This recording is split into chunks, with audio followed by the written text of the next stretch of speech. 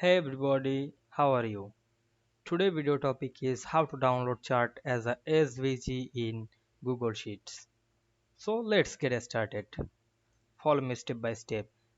At first you have to open a Google Sheet software. We can see here already open the software and here we make the data table already. Then we select the data table, click and drag on our mouse to creating a chart. Go to the insert menu, then click the chart option. Now we can see here a chart. You can change chart your own choice. Now I'm select the bar chart. Then we want to change save the chart as a SVG format. Click this more icon option and go to the download drop down menu, and here the scalable vector graphics or SVG format. Now I'm click this format. Then we can see here the SVG format.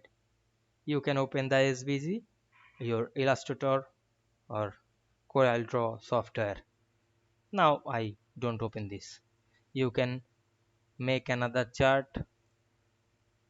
like column, area or line. Now I make the line.